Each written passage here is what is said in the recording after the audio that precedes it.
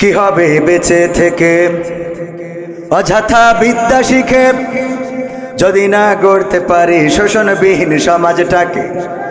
কি হবে বেঁচে থেকে?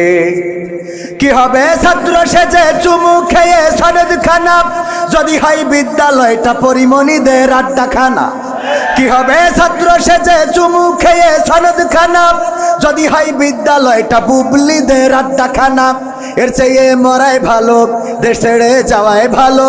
এর চেয়ে মরাই ভালো, দেশ ছেড়ে যাওয়াই ভালো। কি হবে ধোকা দিয়ে বিবেকটাকে?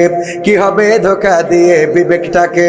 কি হবে বেঁচে থেকে অযথা বিদ্যা শিখে যদি না গড়তে পারি শোষণবিহীন সমাজটাকে? কি হবে বেঁচে থেকে? কি হবে যুবক নামের বোঝা হয়ে এই ধরাতে যেখানে মা বোনেরা ধর্ষিতা হয় দিনে রাতে? ঠিক না বেঠিক? কি হবে যুবক নামের বোঝা হয়ে এই ধরাতে যেখানে মা বোনেরা ধর্ষিতা হয় দিনে রাতে? যৌবনের সার্থকতা ঘুচিবে সকল ব্যথা, যৌবনের সার্থকতা ঘুচিবে সকল ব্যথা। পারো যদি বলি দিতে মানুষরূপী পশুটাকে, পারো যদি বলি দিতে মানুষরূপী পশুটাকে? কি হবে বেঁচে থেকে অযথা বিদ্যা শিখে যদি না গড়তে পারি শোষণবিহীন সমাজটাকে? কি হবে বেঁচে থেকে? কি হবে লেখালেখি কলমবাজির ওই মহড়া সমাজের আসল চিত্র যদি না যাই তুলে ধরা? কি হবে লেখালেখি কলমবাজির ওই মহড়া সমাজের আসল চিত্র যদি না যাই তুলে ধরা? যদি ওই ঘুষের বলে কলমটা উল্টো চলে, যদি ওই হ্যালো কলে ক্যামেরা উল্টো বলে, তবে কি যাবে রোখা দুর্নীতিকে? তবে কি যাবে রোখা দুর্নীতিকে? কি হবে বেঁচে থেকে অযথা বিদ্যা শিখে যদি না গড়তে পারি শোষণবিহীন সমাজটাকে? কি হবে বেঁচে থেকে? কি হবে, কি হবে, কি হবে নামাজ রোজা ইমানদারির ভয় করে কোরআনের কর্মীগুলো থাকে যদি কারাগারে? কি হবে নামাজ রোজা ইমানদারির ভয় করে কোরআনের খাদেম যারা তারা যদি থাকে কারাগারে? মসজিদের কোণে বসে জিকির যত করো কষি, মসজিদের কোণে বসে তাসবিহ যত টানো ঠেসে, এভাবে যায় না পাওয়া আল্লাহকে? ঠিক না বেঠিক? এভাবে যায় না পাওয়া আল্লাহকে। কি হবে বেঁচে থেকে অযথা বিদ্যা শিখে যদি না গড়তে পারি শোষণবিহীন সমাজটাকে? কি হবে বেঁচে থেকে? কি হবে আলেম হয়ে ইমাম সেজে মসজিদেতে পারো যদি সত্য কথা উচ্চ স্বরে না বলিতে? কি হবে আলেম হয়ে ইমাম সেজে সমাজেতে পারো যদি সত্য কথা উচ্চ স্বরে না বলিতে? চাকরির ভয় করো যদি ছেড়ে দাও ইমামতি, চাকরির ভয় করো যদি ছেড়ে দাও ইমামতি। কি হবে ধোকা দিয়ে আল্লাহকে? কি হবে ধোকা দিয়ে আল্লাহকে? কি হবে বেঁচে থেকে অযথা বিদ্যা শিখে যদি না গড়তে পারি শোষণবিহীন সমাজটাকে? কি হবে বেঁচে থেকে? কি হবে নেতা হয়ে জনবলে ঘর ফুলিয়ে দড়া টানা গরম দেখে যদি থাকো ঘরে শুয়ে? পালাবো না, পালাবো না, কিন্তু নেত্রী চলে গেলে আমাদেরও দেখা পাওয়া যাবে না।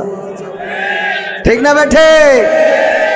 কি হবে নেতা হয়ে জনবলে ঘর ফুলিয়ে রাজপথ গরম দেখে যদি থাকো ঘরে শুয়ে? এর চেয়ে সেজে গুজে ভিলেনের সঠিক পদে, এর চেয়ে সেজে গুজে ভিলেনের সঠিক পদে দিয়ে দাও অভিনয়ে জীবনটাকে, দিয়ে দাও অভিনয়ে জীবনটাকে। কি হবে বেঁচে থেকে অযথা বিদ্যা শিখে যদি না গড়তে পারি শোষণবিহীন সমাজটাকে? কি হবে বেঁচে থেকে? কি হবে আকাশ ছোঁয়া বিলাসবহুল বাড়ি গাড়ি না খেয়ে কত মানুষ পরপারে দিচ্ছে পাড়ি? কি হবে আকাশ ছোঁয়া বিলাসবহুল বাড়ি গাড়ি না খেয়ে কত মানুষ পরপারে দিচ্ছে পাড়ি? আজরাইল আসবে যবে মাটিতেই পড়ে রবে, আজরাইল আসবে যবে মাটিতেই পড়ে রবে। কোনো কাজে লাগবে না ওই প্রাসাদটাকে, কোনো কাজে লাগবে না ওই প্রাসাদটাকে। কি হবে বেঁচে থেকে অযথা বিদ্যা শিখে যদি না গড়তে পারি শোষণবিহীন সমাজটাকে? কি হবে বেঁচে থেকে? কি হবে, কি হবে পুরুষ হয়ে জন্ম নিয়ে বাংলাদেশে যদি যাই ক্ষমতাটা ঘুরে ফিরে নারীর হাতে? কি হবে পুরুষ হয়ে জন্ম নিয়ে এই দেশেতে যদি যাই ক্ষমতাটা ঘুরে ফিরে নারীর হাতে, কি বা জবাব দেবে, কিভাবে মুখ দেখাবে, কি বা জবাব দেবে, কিভাবে মুখ দেখাবে আমাদের আগামী সেই প্রজন্মকে, তোমাদের আগামী সেই প্রজন্মকে? কি হবে বেঁচে থেকে অযথা বিদ্যা শিখে যদি না গড়তে পারি শোষণবিহীন সমাজটাকে? কি হবে বেঁচে থেকে? ঠিক না বেঠে? কথাগুলো আমার লেখা নয়, মরহুম আইনুদ্দিন আল্লাহ জাদ রাহিমাহুল্লাহ আমার উস্তাদ, কলরবের প্রতিষ্ঠাতা, তার লেখা। তিনি চলে গিয়েছেন পৃথিবী ছেড়ে, আজ 14 বছর হয়ে গেল। 2010 সালে কোনো এক মাহফিল থেকে ফেরার পথে অ্যাক্সিডেন্ট অথবা পরিকল্পিতভাবে যেভাবেই হোক পৃথিবী থেকে বিদায় নিয়েছিলেন। তার মানে 2010-এ বিদায় নিয়েছেন, গানটা তারও আগে লেখা। ঠিক না বে ঠিক? আগে মানে কি, এটা 2000 সালের দিকে লেখা। 2000 সাল কিংবা 1999 সাল, সেই সময়ের গান এখনো গাইলে মনে হয় গতকালকে লিখেছে। ঠিক না বে ঠিক? কারণ এখনো সমাজের পরিবর্তন হয় নাই, এখনো শোষণ মুক্ত সমাজ আসে নাই। আমার শোষণ মুক্ত সমাজ গড়ার জন্য প্রথমে আন্দোলন করেছিলেন বঙ্গবন্ধু শেখ মুজিবুর রহমান, তারপরে আন্দোলন করেছেন জিয়াউর রহমান, তারপরে আন্দোলন করেছেন এরশাদ, তারপরে আন্দোলন করেছেন খালেদা জিয়া, তারপরে আন্দোলন করেছেন শেখ হাসিনা, এরপরে আবার খালেদা জিয়া, তারপরে আবার শেখ হাসিনা, তারপরে আবার এর মধ্যে ফখরুদ্দিন মঈনুদ্দিন এসেছিল, এখন নতুন করে ডক্টর ইউনূস এসেছে। এখনো বাংলাদেশ শোষণ মুক্ত হয় নাই। আজকেও পত্রিকার নিউজ, আমার এক আল্লাহর ওলি, আমাদের আল্লাহর ওলি, দেখেন দলের নাম না বলে তো উপায় নেই, সাংবাদিকরা বলেছে আমার দোষ না। যুবলীগের এক আল্লাহর ওলি ব্রাহ্মণবাড়িয়ায় একজন নারীকে হত্যার পরে তার লাশটা একটা পরিত্যক্ত ঘরের মধ্যে নিয়ে গর্তের মধ্যে ঢুকায়ে পুড়াইয়ে দিচ্ছিল, ধরা পড়েছে না পড়ে নাই? নারীদেরকে পুড়াইয়ে দিচ্ছে, লাশ মাথাটা পুকুরের মধ্যে ফেলানো, অ্যারেস্ট হয়েছে বিশেষ দলের লোক। ওই দলের লোক বলেই বলছি না, এমন অপরাধ বিএনপি জামাত জাসদ বাসদেও করতে পারে না, পারে না। তবে তুলনামূলকভাবে আল্লাহর ওলিদের একটু বেশি লোক আছে না নাই? অপরাধ করার মাত্রা বেশি না কম? এই অপরাধ এখনো মুক্ত হয় নাই। যদি জামাতেও থাকে আমরা প্রতিবাদ করব, কথা আগে বুঝে নেবেন তারপরে লাভ দেবেন। যদি ধর্ষণ করে, আমার বাড়িতে যদি ধর্ষণকারী ধর্ষণ করে, আমি জামাত করার কারণে জামাতের কোন নেতা যদি ধর্ষণ করে মানব নাকি? আপনি আওয়ামী লীগ করার কারণে কোন যুবলীগ যদি ধর্ষণ করে মেনে নেবেন নাকি? কত করে মেনে নেব? সুতরাং এই বাংলাদেশে যদি কোথাও অন্যায় হয়, অনাচার হয়, পাপাচার হয়, কদাচার হয়, খুন হয়, গুম হয়, হত্যা হয়, তার বিরুদ্ধে প্রতিবাদের দরকার আছে না নাই? আল্লাহর নবী যখন এসেছিলেন, বিশ্ব নবী, সেই সময় মক্কায় কাফেরদের, যারা মক্কায় বসবাস করতেন, তাদের খাওয়ার অভাব ছিল। কতখানে খাওয়ার অভাব ছিল? খাওয়ার অভাব ছিল না। তখন কাফেরদের পড়ার অভাব ছিল না, তখন কাফেরদের অন্য কোনো অভাব ছিল না। কিন্তু ওই সমাজে যেটার অভাব ছিল সেটা নীতি নৈতিকতার, সেটা আদর্শের, সেটা ব্যবহারের, সেটা চরিত্রের। এই অভাবগুলো ছিল। আল্লাহ রাসূল সাল্লাল্লাহু আলাইহি সাল্লাম যখন দেখলেন সব চলে, কিন্তু এই সমাজে এই সব কিছুর মধ্য দিয়ে যেটা চলে, ওই কাবাটা তাওয়াফ করতেন উলঙ্গ হয়ে। ঠিক না ভাই? ঠিক। তারা কাবাও তাওয়াফ করতো না? করতো না? কথা কয় না। হজ করতো না? করতো না? এ ভাই, আপনারা জানেন না হজ করতো কিনা? আপনারা মনে হয় এই আজকে প্রথম হজ শুনতেছেন। আল্লাহ রাসূল হজের সময় যখন তাবুক গেড়ে দিয়ে কোরআন পড়ছেন, আবু জাহেল, আবু লাহাব, উতবা, সাইবা, তারা তাবুতে যায় আর বলে যে দেখো ওই তাবুটার কাছে যাবা না, ওই তাবুতে কিন্তু বিশেষ দলের লোক রয়েছে, ওদের আমরা বাংলাদেশে রাখতে চাই না, পাকিস্তানে পাঠাইতে চাই, ওই তাবুর কাছে তোমরা যাবা না, ওর কথা শুনবা না, ও কিন্তু পাগল বলেছে না বলে নাই? আল্লাহ রাসূল যখন দাওয়াত প্রকাশ্যে দিতে পারে না, তখনও তার মানে বোঝা গেল তখন হজ চলতো। কথা কয় না? তখন হজ চলতো। এর আগের ঘটনা হলো সূরা ফিলেই রয়েছে, আল্লাহর নবী জন্মগ্রহণের 50 দিন পূর্বে সূরা ফিলে আল্লাহ সবিস্তারে বর্ণনা করে দিয়েছেন। ছোট্ট সূরায় সব ঘটনা বলে দিয়েছেন। আল্লাহর রাসূল তখনও জন্মগ্রহণ করেন নাই। আব্রাহা এসেছিল ওই কাবা ঘর ভাঙার জন্য কি বাহিনী নিয়ে? হস্তি বাহিনী নিয়ে কাবা ঘর ভাঙতে আসলেন। অপরাধ কি? কারণ অপরাধটা হলো একটা গির্জা বানিয়েছিল আব্রাহা, সম্রাট আব্রাহা, বাদশাহ আব্রাহা। গির্জা বানানোর পরে বলল, তোমরা এখানে তাওয়াফ করবা, ওইদিকে যাওয়ার দরকার নাই, ওই কাবায় তাওয়াফ করবা না। ওই কাবাবাসী তাওয়াফ তো করলই না, বরং কাবার প্রেমে তারা এত পাগল ছিল, আল্লাহর প্রেমে এত পাগল ছিল যে তারা ওই কাবার মালিককে তো ছাড়ে নাই, বরং বাদশাহ ওই যে কি আব্রাহা ও যে গির্জাটা বানিয়েছিল সেই গির্জায় ঢুকে পায়খানা করলো। আব্রাহার মিজাজ গেল খারাপ হয়ে, যে মানলি না হাগলি কেন? এটা কথা কি বোঝা গেছে? মানিসনি ভালো কথা, এখানে পায়খানা করে গেলি কেন? এই অপরাধ, এই রাগ, এই ক্ষোভ থেকে হস্তি বাহিনী নিয়ে আসলো কাবা ঘর ভাঙার জন্য। তার মানে রাসূল জন্মের পূর্বেও ওই কাবা তাওয়াফ করতো না? কাবাকে ভালোবাসার মানুষ ছিল না? কথা কয় না, ছিল না? ছিল মানে কি? রাসূলের দাদা, রাসূলের চাচা, রাসূলের আব্বার নাম আব্দুল্লাহ মানে গোলামটা কার? আল্লাহর গোলাম। সেই আল্লাহর গোলাম নামও রাখা হয়েছিল, সব ছিল, কিন্তু ওই সমাজে শান্তি ছিল না, ওই সমাজে নীতি নৈতিকতা ছিল না। সকালবেলায় বিবাহ করে বিকালবেলায় তালাক দিত, ইচ্ছা মতো 5 জন 7 জন 10 জন বিয়ে করত, বউ যাকে মন চায় তাকেই বিয়ে করত। এমনকি নিজের বোনকেও বিয়ে করতে তারা কার্পণ্য বোধ করতো না। তুচ্ছ কারণে মারামারি করতো, কাটাকাটি করতো, তুচ্ছ কারণে তারা অন্যায় লিপ্ত হয়ে যেত, একজন আর একজনের সাথে অবাধে মেলামেশা করত। এই জাতীয় অপরাধগুলোর কারণে আল্লাহ রাসূল সাল্লাল্লাহু আলাইহি ওয়াসাল্লামকে আল্লাহ পাঠালেন ওই কাবা তাওয়াফ করার জন্য। যদি পাঠাতেন তাইলে ওই সময়ও কাবা তাওয়াফ করার লোক ছিল না? ছিল মানে কি? কাবার প্রেমে এত পাগল যে গির্জায় যেয়ে হেগে তুই আইলেন। তাহলে আল্লাহ কাবা তাওয়াফের জন্য রাসূলকে পাঠায় নাই। কথা কি বোঝা গেছে? আপনি হজে যাবেন, আলহাজ হাজী সাহেব সালমান এফ রহমানও হজ করেছে গত রমজানে। পীর সাহেব আমার ফেসবুক স্ট্যাটাস দিয়েছে, কাবার ইমাম যেখানে দাঁড়ায় আমি তার বরাবর একদম টানটাইনে সোজা এই পাশে দাঁড়াইছি। আল্লাহর ওলি দাঁড়াইলো কাবা ঘরে, যে এত বড় পরহেজগার ইমামের সামনে ইমাম বরাবর দাঁড়াইলো। আবার যেই বিপদে পড়েছে আগে দাড়ি ডারে ঝেড়িয়েছে, ঠিক না বেঠে? আগে ঝেড়িস দাড়ি। এবার যদি বলেন এটা রাজনীতির কথা, না, কোনো রাজনীতির কথা নয়। আমার কোনো জামাতের নেতা ডাক্তার শফিকুর রহমান, আমার ডাক্তার শফিকুর রহমান তো আমিরে জামাত, কিন্তু উনি হলেন আমাদের আর এক শফিকুর রহমান, আমাদের সেক্রেটারি সাহেব। উনি যদি গতকালকে দাড়ি কামায়, বলেন দেখি জামাত করার কারণে আপনাদের নতুন হাট জামে মসজিদে খুতবা দিবেন কিটা? খুতবা দিতে দিবেন কে হাত উঁচু করেন? একজনও দেবেন মানে কাটি খুলি, দাড়ি যখন কাটিছি আরো কিছু কাটবো, ঠিক না বে ঠিক? তার মানে আমরা কিন্তু নেতা হিসাবে, দল হিসাবে বললাম না, আমরা কি হিসাবে বললাম? আল্লাহ রাসূলের সুন্নাতের এমন অবমর্যাদা মানা যায় না? মানা যায় না।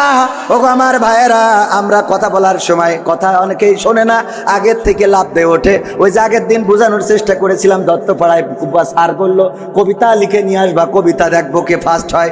কবিতা লিখে এনেছে ছাত্র, বলছে ঠিক আছে তুমি পড়ে শোনাও। বলছে চোখের জল উঠিয়াছে কপালে, বলছে তুই একেবারে জিরো, তো স্কুলতে বের করে দেওয়ার দরকার কেন? এই চোখের জল কোনোদিন কপালে ওঠে? তোর লেখাপড়া হইলো এটা? এ কোন ধরনের কবিতা লিখেছিস? স্যার চোখের জল কি কপালে যায় না? বলছে না। কিভাবে যায়? চোখের জল কিভাবে যায়? তোর কবিতা হয়নি বাদ। বলছে বললাম তো এক লাইন, এর এই শুনেই ফাল পড়া শুরু করেছেন। পরের লাইনটা শোনেন কি বলতেছে, পা দুটো বাঁধা ছিল কদমের ডালে। পা যদি উল্টো করে বাঁধা থাকে তাহলে চোখের জল তো কপালেই আসে, ঠিক না বেঠে? স্যার বলছে ঠিক আছে 100-তে 100।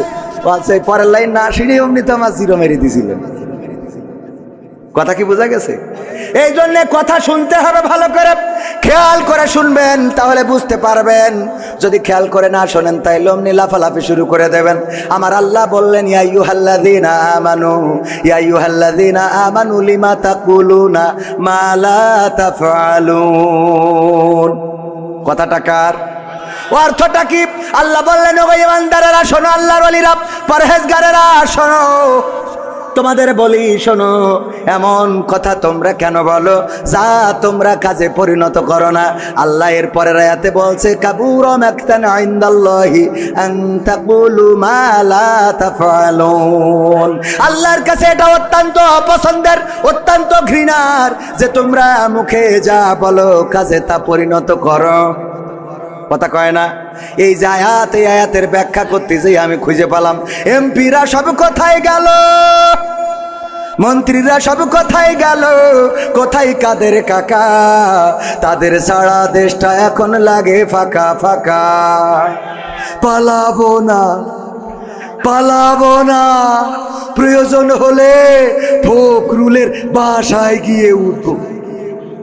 ঠাকুরগাঁওয়ে বাসা আছে না, জায়গা দেবে? দেখেন এইবার আপনারা বোঝেন কেন বললাম এই কথা।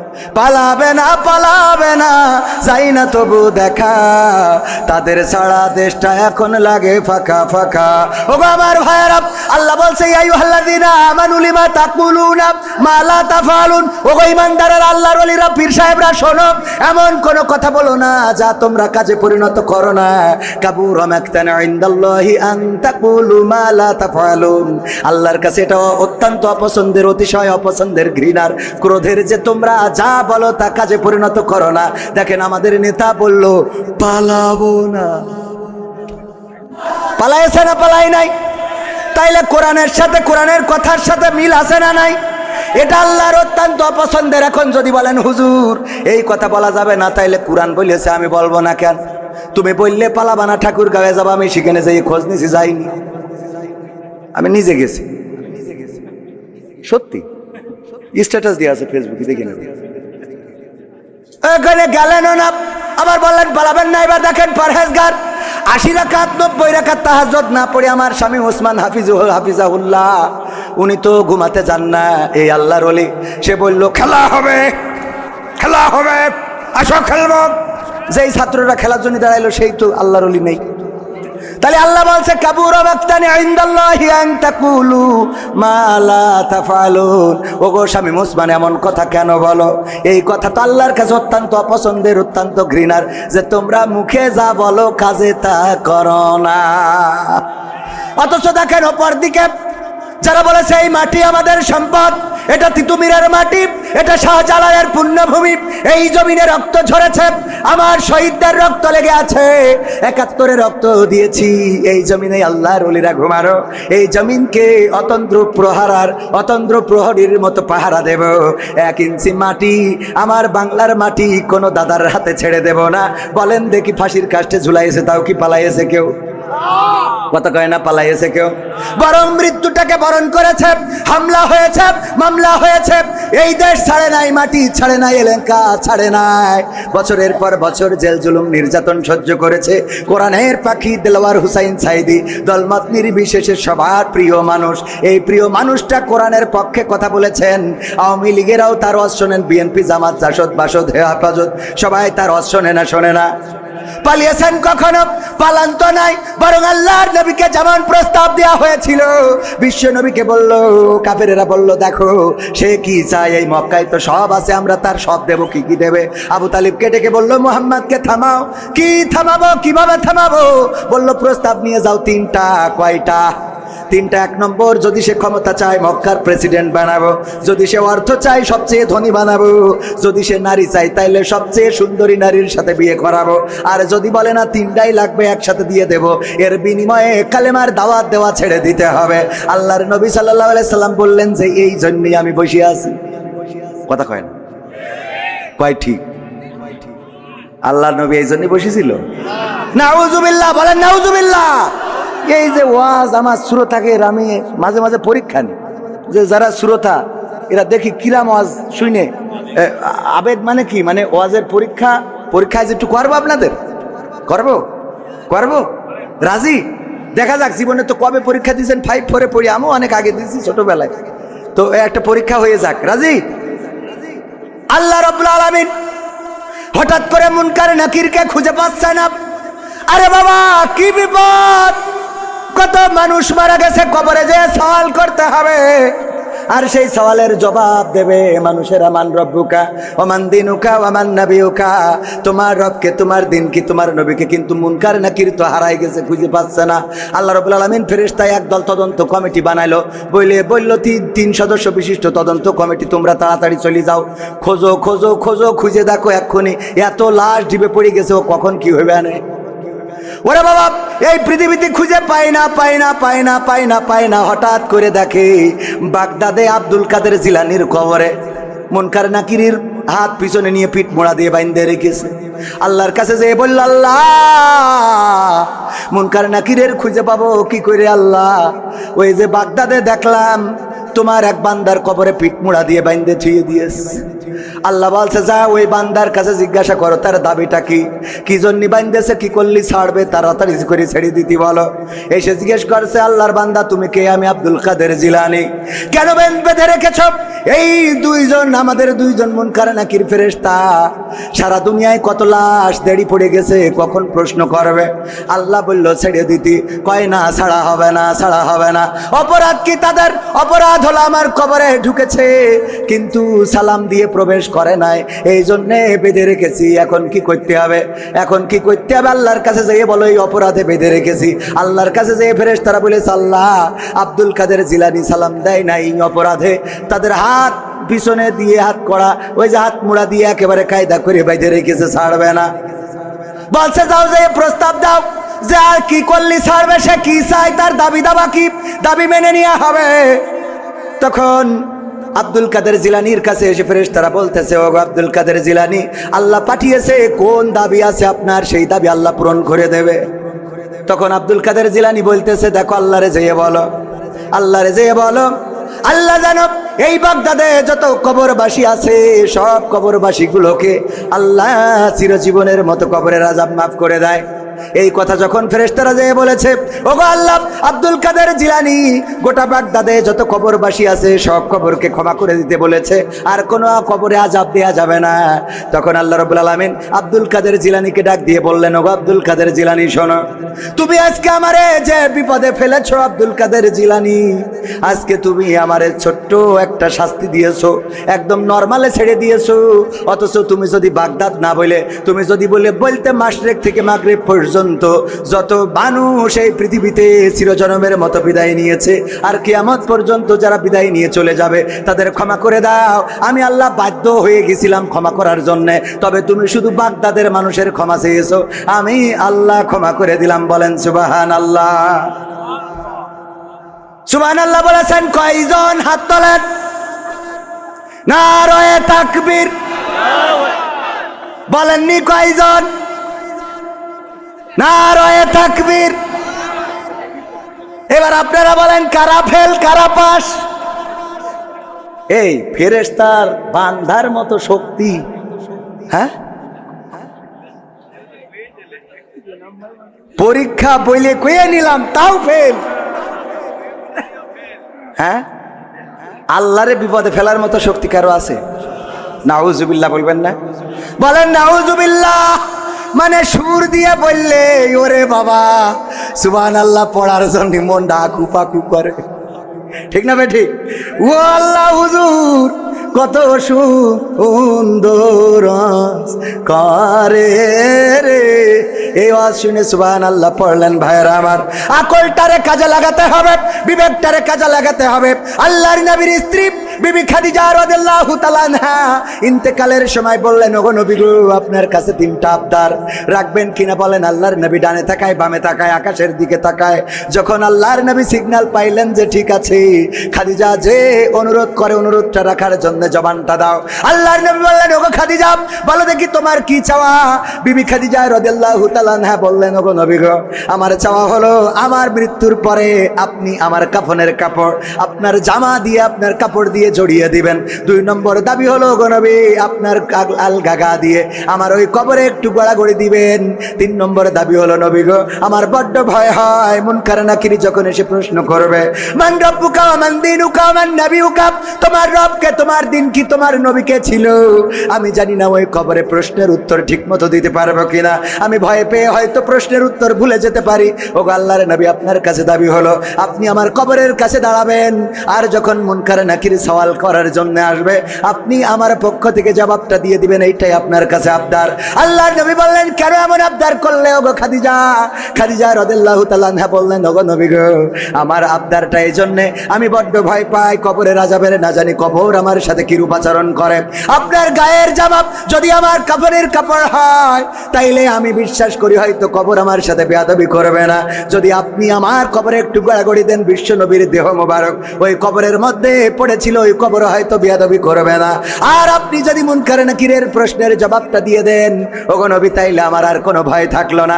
আপনি বলেছেন কবরটা হলো প্রথম গেট, এই গেটে যে পার পেয়ে যায় সে বাকি গেটগুলোই পার পেয়ে যাবে, কিন্তু এই গেটে যদি কেউ আটকা পড়ে যায় তার বিপদের শেষ নাই। ওগো নবী, আমি ওই গেটটাকে ভয় পাই, ওই গেটটাকে ভয় পাই। ওসমান রাদিয়াল্লাহু তাআলা আনহু যখন জান্নাতুল বাকিতে যেতেন কবরের কাছে দাঁড়াতেন আর চোখের পানি ছেড়ে দিতেন।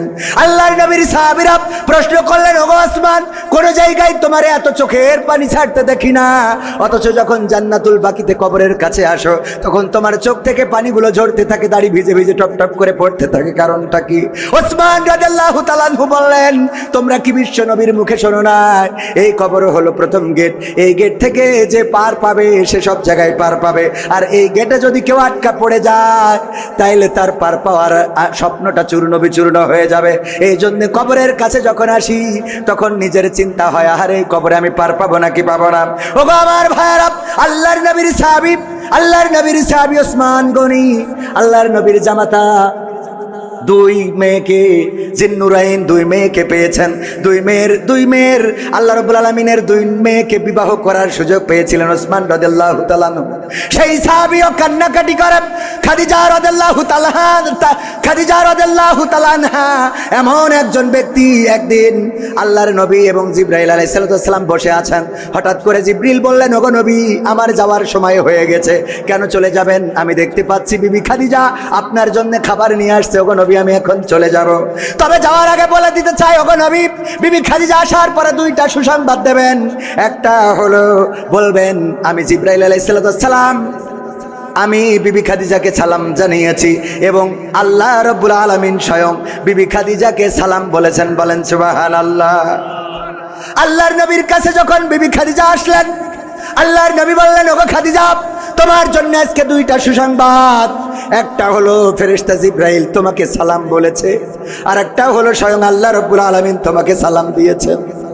আল্লাহর নবীর স্ত্রী খাদিজা রাদিয়াল্লাহু তাআলা আনহা বললেন, ওগো নবী, ফেরেশতা জিবরাইলের সালামের জবাব তো আমি দিতে পারি, এই সালামের জবাবটা আমি দিলাম, কিন্তু আল্লাহর নবী, আল্লাহ রাব্বুল আলামিনের সালামের জবাবটা কেমন করে দিতে হয় এটা জানি না, এই সালামের জবাবটা আপনি আমার পক্ষ থেকে দিয়ে দেন। এমন একজন রমণী, সে মৃত্যুর সময় চিন্তা করছে, আহারে যদি মারা যায় কবর আমার সাথে কেমন আচরণ করবে, এই ভয়ে আল্লাহর রাসূলকে বললেন, আল্লাহর রাসূল আপনি দাঁড়িয়ে আমার ফেরেশতার জবাবটা দিয়ে দেবেন। আল্লাহর রাসূল ইন্তেকালের পরে দাফন কাফন শেষ করার পরে দাঁড়িয়ে রইলেন। সবাই চলে গেল, আল্লাহর রাসূল দাঁড়ানো, কারো সাহস নেই ডাকার। হাসান হুসাইন, আল্লাহর নবীর ফাতেমা, কন্যা ফাতেমা কান্নাকাটি করে। সম্ভবত তখন হাসান হুসাইন হয় নাই, আমার জানা নাই। আমি হাসান হুসাইন বলতে গেছি, এটা আসলে ফাতেমা রাদিয়াল্লাহু তাআলা আনহার নাম, বলতে যে ওই নাম চলে এসেছে। নবীর কন্যারা কান্নাকাটি করে। ফেরেশতা জিবরাইল এসে বললেন, আল্লাহর নবী আপনি তাড়াতাড়ি করে বাড়িতে যান, আপনারা হালবর্গকে সান্ত্বনা দেন। বিবি খাদিজাকে হারিয়ে কান্নাকাটি করে তার সন্তানেরা, যে তাকে সান্ত্বনা দেন। আল্লাহর নবী বললেন, ওগো জিবরাইল তুমি তো এসেছো, এখনো তো মুনকার নাকির আসে নাই, আমার পরে ওসিয়াত। খাদিজা বলেছে মুনকার নাকির আসলে আমি যেন তার প্রশ্নের জবাব দিয়ে দেই, এখনো পর্যন্ত আসলো না, আমি দাঁড়িয়ে আছি। ফেরেশতা জিবরাইল বললেন, ওগো নবী আপনি বাড়িতে যান। যেই খাদিজা কবরের মুনকার নাকিরের প্রশ্নের জবাবের এত ভয় পেয়েছে, আল্লাহ রাব্বুল আলামিন আরশে আজিম থেকে ওই খাদিজার হয়ে সকল প্রশ্নের জবাবটা করে দিয়েছেন। বলেন সুবহানাল্লাহ।